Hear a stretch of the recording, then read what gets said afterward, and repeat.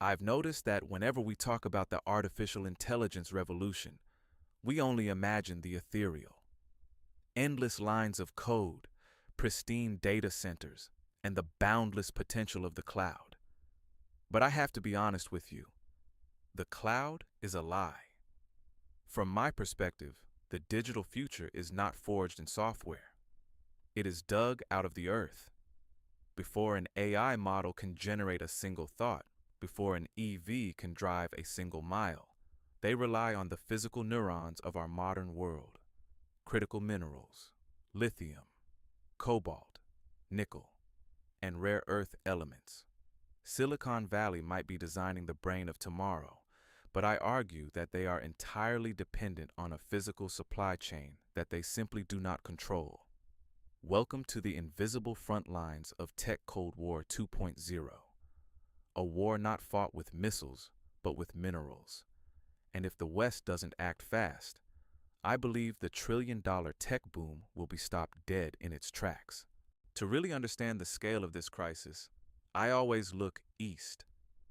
For the last 2 decades, while the West was busy designing apps and software, I've watched China quietly execute what I consider the greatest resource monopoly in human history. People often assume the problem is just mining. I think that's a massive misconception. The real chokehold is processing and refining. Sure, you can pull lithium out of the ground in Australia or mine cobalt in the Congo. But the hard reality is this: almost all of it has to get on a ship and travel to China to be refined. Today, China controls nearly 60% of global lithium refining, 70% of cobalt, and a staggering 90% of rare earth elements. They don't just own the game, they own the board it's played on. And they are not afraid to use this leverage. When Beijing recently placed strict export controls on gallium and germanium, I saw it as a clear warning shot across the bow of the global economy. It was a message that the supply chain can be weaponized overnight. From where I'm sitting, panic has officially set in across Washington and Brussels. The realization that their multi-trillion-dollar tech industries are at the mercy of a geopolitical rival has triggered a massive scramble. In the U.S., the Inflation Reduction Act is pumping hundreds of billions to rebuild the supply chain among allied nations.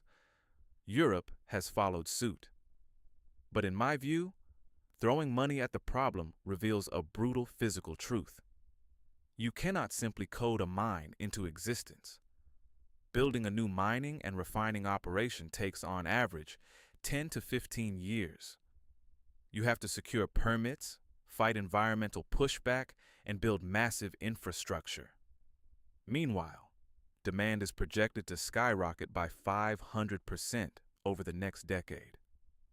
I see this as a modern-day gold rush. Western governments and tech giants are now racing to secure agreements in South America and Africa, but the stakes are much higher this time: global technological supremacy. So what is my takeaway for the global economy and the astute investor? I firmly believe we are entering a secondary supercycle. In my analysis, the most lucrative opportunities of the next decade won't necessarily be in finding new minerals, but in fundamentally changing how we use them. We are seeing billions flow into battery recycling technologies, creating a closed-loop system. We are also watching massive investments in alternative chemistries, like sodium ion, designed to bypass lithium altogether. The companies that can successfully build independent refining capacities outside of China or engineer their way out of this dependency will dictate the next era of industrial growth. The hardware of the future requires a new foundation. Make sure you are positioned on the right side of this geopolitical shift. Subscribe to the EcoVantage Report for more of my deep dive analyses. And click the video on your screen right now to understand how the AI energy crisis is reshaping the global power grid. Stay ahead and see you in the next report.